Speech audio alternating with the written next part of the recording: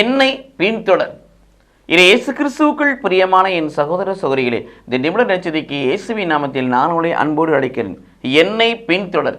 இயேசு கிறிஸ்துவை யார் பின்தொடர முடியும்? சுயத்தை மறுப்பவர்கள், சுயநலத்தை வெறுப்பவர்கள் தான் இயேசுவை பின்தொடர முடியும். சுயத்தை சொந்தமாக்கி கொண்டவர்கள், சுயநலத்தை சொந்தமாக்கி கொண்டவர்கள் இயேசு கிறிஸ்துவை பின்தொடர முடியாது. லூக்கா 9:23 அதுதான் சொல்லுகிறார்.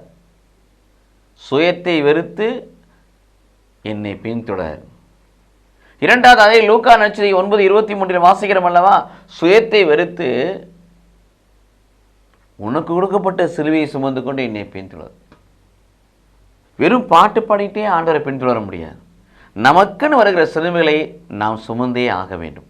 ஒரு குறிப்பிட்ட காலம், அல்லது குறிப்பிட்ட நேரம், ஒரு குறிப்பிட்ட நாட்கள். சிலுவையின் பாடுகளுக்கு முன்பு இயேசு கிறிஸ்து மகிமை அடைந்த போல ஒரு காலகட்டம் நாம் புடமிடப்படுவதற்காக அனுமதிக்கப்படுகின்ற பொழுது நம்மை மகிமைக்கு கடவுள் நம்மை அழைத்து செல்வார்.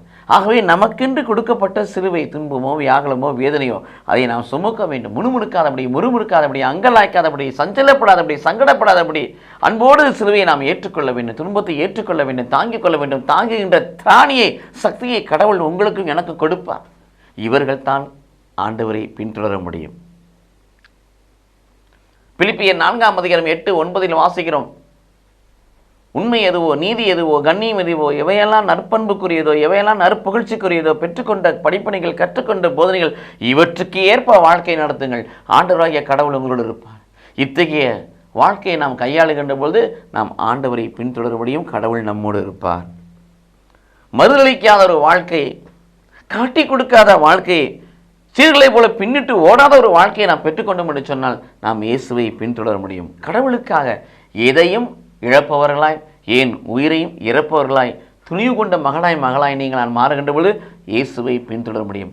ஆகவே இந்த உலகத்தில் இருக்கின்ற பொழுது நிறை வாழ்வை நோக்கி, நிறை உண்மை நோக்கி பயணிக்கிற நாம் இயேசுவை பின்தொடருவோம். கடவுள் நம்மை ஆசீர்வதிப்பாராக. ஆமீன்.